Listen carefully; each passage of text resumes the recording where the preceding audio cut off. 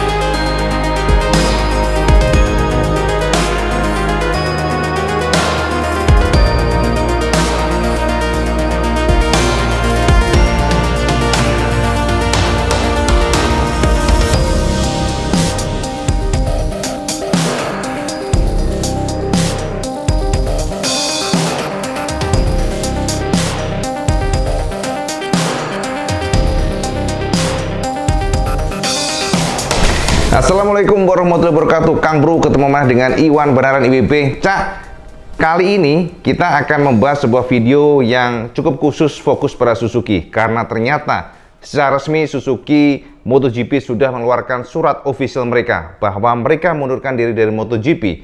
Namun tentunya ini juga cukup mengejutkan sebab ternyata Suzuki nggak hanya mundur dari MotoGP, Cak. Suzuki secara umum mereka mundur dari semua ajang balap di dunia. Suzuki ternyata juga cabut dari kejuaraan balap ketahanan FIM Endurance World Championship. Jadi musim 2022 ini akan menjadi era terakhir Suzuki. Dipastikan telah berdiskusi dengan Dorna terkait mereka tidak lagi membalap di musim depan meski status kontrak dengan Dorna masih aktif. Kemudian hari ini Suzuki Motor Corporation dan Dorna telah mencapai kesepakatan untuk menghentikan partisipasi Suzuki di kejuaraan paling bergengsi MotoGP di akhir musim ini. Suzuki juga menegaskan bahwa mereka juga akan menghentikan partisipasinya di Endurance World Championship di akhir musim ini, Cak. Cukup disayangkan sebenarnya karena dalam 2 tahun terakhir Suzuki sukses berat dalam 2 kejuaraan MotoGP dengan Joan Mir yang berhasil meraih juara dunia MotoGP di tahun 2020 serta Yoshimura SERT Motul meraih gelar juara dunia dengan Xavier, termasuk juga dengan Greg Black dan Sylvain Guantoli di tahun yang sama, Cak. Terlepas banyaknya faktor yang membuat Suzuki mundur dari MotoGP dan EWC, pihak Suzuki sendiri menegaskan bahwa mereka akan memulai proyek baru dalam beberapa waktu yang akan datang, Cak. Berita resmi cabut dipublikasikan langsung hari ini melalui web Suzuki Racing yang juga dikirimkan ke seluruh media. Dan Toshihiro Suzuki selaku Direktur Perwakilan serta Presiden menjelaskan beberapa hal terkait 2022 merupakan tahun terakhir pabrikan Hamamatsu di MotoGP serta FIM EWC. Apa gerangan isinya? Ternyata cukup mengejutkan sebab mereka tidak menyinggung sama sekali soal kondisi kesulitan finansial yang bisa lebih besar sebagai berikut. Ini adalah berita resmi atau surat resmi dari Suzuki yang dikirimkan ke media. Suzuki telah memutuskan untuk mengakhiri partisipasi di MotoGP dan EWC dalam menghadapi kebutuhan untuk mengalokasikan kembali sumber daya pada inisiatif lain untuk berkelanjutan. Balap motor selalu menjadi tempat yang menantang untuk inovasi teknologi, termasuk keberlanjutan dan pengembangan sumber daya manusia.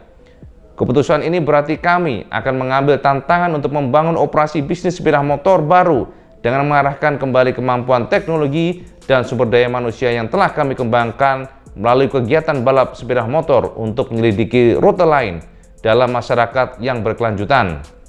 Aku ingin mengucapkan terima kasih yang sebesar-besarnya kepada semua penggemar, pembalap dan semua pemangku kepentingan yang bergabung dengan kami dan dengan antusias mendukung kami dari tahap pengembangan sejak kami kembali ke balap MotoGP. Aku akan terus melakukan yang terbaik untuk mendukung Alex Rins, Joan Mir, serta tim Suzuki, serta Yoshimura Motul untuk bersaing secara kompetitif hingga akhir musim. Terima kasih atas dukungan kalian semuanya. Itu, Cak ya, konfirmasi dari Toshihiro di mana ini memastikan secara resmi official bahwa Suzuki memang akan cabut dari MotoGP. Sebenarnya kita sudah tahu lah ya, dari kemarin-kemarin kita bahas berkali-kali, akan tetapi kemarin belum ada surat resminya, Cak. Belum ada official letternya. Sementara sekarang secara resmi sudah dipublikasikan ke umum. Jadi ini artinya apa?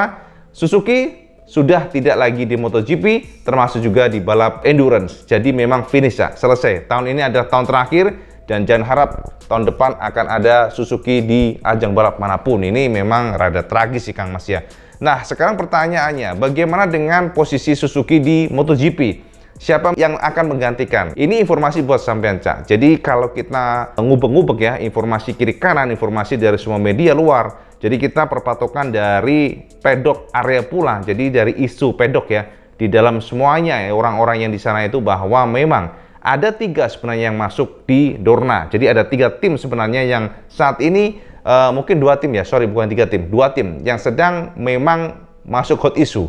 Tapi IWB ingin share ke sampean semuanya bahwa kedua pabrikan ini pada kondisi yang sulit. Kenapa? Nah, kita sebut dulu nih, pabrikannya apa? Yang pertama, sempat tersiar kabar bahwa BMW akan menggantikan posisi Suzuki tahun depan. Apakah isu ini betul? Berdasarkan dari kumpulan-kumpulan informasi kiri kanan, pedok isu, media luar, semuanya, memang bisa dikonfirmasi bahwa segelintir pejabat BMW memang sangat ingin mereka bergabung di MotoGP. Ini sempat digodok secara serius dan sempat juga dibawa ke bagian yang top levelnya untuk BMW ini.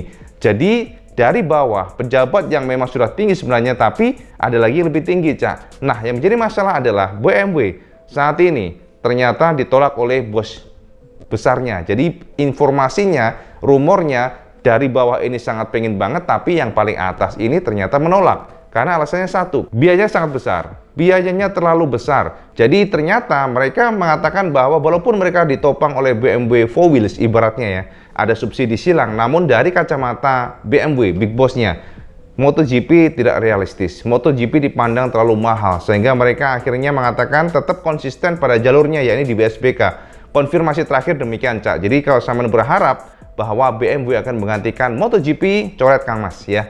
Jadi hingga detik ini dikonfirmasi, walaupun belum official dari semacam surat ke media, tapi dari pernyataan pejabat tinggi BMW bahwa mereka sepertinya tidak akan tertarik di MotoGP dan mereka akan tetap pada jalurnya, yakni di WSBK, yang menurut mereka lebih realistis karena WSBK ini adalah representatif mass production bike, bukan prototype bike yang notabene tidak akan digunakan. Bagaimana Ducati menciptakan ride head device? Mana mungkin alat itu dicangkokkan pada motor mass pro? Nggak mungkin, Cak. Sampai mau start di mana? Sampai mau masuk tikungan dengan kecepatan tinggi ngapain? Kan nggak mungkin kita pecicilan di jalan raya. Jadi ride head device, kemudian juga whole shoot, itu salah satu contoh yang sebenarnya memang prototipe itu sangat jauh dengan proyeksi sebuah motor mass production bike. Itulah kenapa BMW mundur. Yang pertama. Yang kedua, ternyata ada pabrikan lain, Cak, yang juga tertarik menggantikan Suzuki, yakni GasGas. Nah, yang menjadi masalah adalah GasGas ini sebenarnya part of KTM. Jadi kalau sampean ubek-ubek nih, yang namanya sejarah dari GasGas dan juga KTM, sebenarnya mereka kan sudah part of part of Bajaj sebenarnya. Jadi saham mereka, sampean harus tahu nih, KTM itu sudah dikuasai Bajaj India, 49% sahamnya.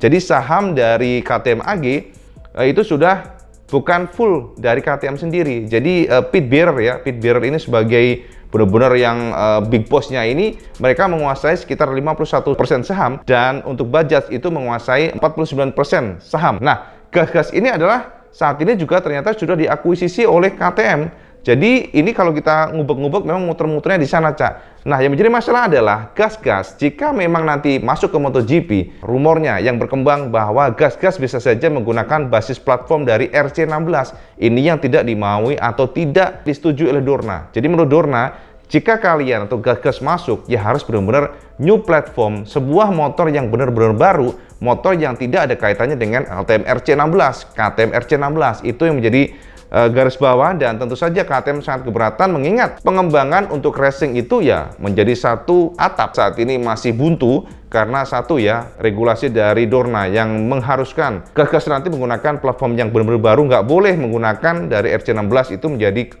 suatu problem yang sangat besar bagi KTM karena duitnya, Cak, duitnya kan mahal, Kang Mas. Untuk mengembangkan motor balap itu, waduh, itu bisa triliunan loh, Cak. Mengembangkan sebuah motor prototipe yang tangguh itu tidak murah. Sehingga jika harus benar-benar dipisahkan KTM dan gas-gas ya akan menjadi problem. Soalnya ya gas-gas adalah KTM, KTM adalah gas-gas. Jadi ini yang tidak menemukan titik temu sehingga tahun depan kalau saya menanya, apakah pengganti Suzuki nanti adalah BMW atau gas-gas? Hingga detik ini masih sangat kecil kemungkinannya. Jadi kita hanya wait and see saja. Kalau mengenai satelit itu sudah banyak sih Cak yang mau gitu ya menambah untuk satelit. Tapi Dorna memang mematok bahwa target mereka adalah menambah tim factory. Jadi bukan satelit. Jadi sebuah tim factory yang benar-benar fresh dari pabrikan. Nah itu yang saat ini bikin update buat sama semuanya. Mungkin ini dulu update Iwan benar buat sama semuanya. Ada 2 poin tadi ya mengenai surat resmi Suzuki. Dan kemudian yang kedua adalah siapa yang menggantikan Suzuki di MotoGP masih under question. Oh ya, ada satu lagi nih Cak yang terlewat. Kemarin ada teman-teman yang nanya ke IWB, Cak IWB, kenapa Finlandia ya Kimi Ring itu gagal untuk menggelar MotoGP? Ada apa? Apakah memang ada masalah dengan sirkuitnya? Apakah tidak lulus homologasi? Cak, jadi kalau saya menanya itu dikonfirmasikan bahwa ternyata Kimi Ring itu yang di Finlandia masalahnya adalah sirkuitnya bangkrut Cak. Ini juga mengejutkan ya. Jadi memang sepertinya ada pengelolaan yang nggak benar di dalam internal dari panitianya atau ownernya atau siapapun itu di dalamnya. Sebab ternyata banyak sekali dana yang menguap Cak. Jadi kalau kita mungkin bahasanya korupsi mungkin ya. Soalnya ada dana-dana dari pemerintah di sana yang dialokasikan. Tapi realita di lapangan ternyata sirkuit ini tidak jadi-jadi. Jadi pada saat kemarin ada inspeksi belum jadi-jadi dan pada akhirnya dipastikan bahwa setelah ada jatuh tempo dari kreditur meminta kepada pengelola untuk Kimi Ring-nya mengembalikan uang yang pinjamannya berapa persen gitu, mereka nggak mampu sehingga dipastikan bahwa saat ini dipastikan Kimi Ring Finlandia sepertinya hanya dalam mimpi. Jadi bangkrut, tidak mungkin menggelar MotoGP. Dan ini juga menjadi semacam konfirmasi dari media-media luar bahwa Kimi Ring mungkin salah satu sirkuit yang gagal karena masalah internal. Jadi itu ya konfirmasi dari beberapa media termasuk Speedweek yang juga mengulas mengenai Kimi Ring Finlandia ini jadi gagal. Itu intinya ya. Itu aja informasi yang benar bersama semuanya. Sebenarnya IWB ingin bahas mengenai engine karena alokasi engine juga banyak bermasalah. Jadi engine ini banyak yang kita lihat bahwa Honda ternyata mengalami masalah dengan engine, di mana alokasi engine atau mesin itu untuk tim itu mencapai 7 unit, tapi ternyata Honda ini mengalami masalah ada 2 unit yang tidak bisa dipakai lagi. Ini akan kita bongkar lah, kita akan bahas dalam video terpisah supaya nggak terlalu panjang. Jadi Cak, itu update benar-benar buat teman semuanya tentang MotoGP. Semoga mencerahkan buat teman semuanya, dan seperti biasa kalau teman suka video teman like, share, dan subscribe. Oh, jurali nyalakan lonceng Cak. Soalnya kalau subscribe doang sampai nggak akan bisa tahu notifikasi dari WB kalau share mengenai video atau upload video baru. Percuma, jadi sama nyalakan lonceng juga sehingga sampai mendapatkan notifikasi dari YouTube. Itu aja informasi yang beneran. Sampean sholat 5 waktu jangan berhenti tinggalkan. Assalamualaikum warahmatullahi wabarakatuh. Salam segandos.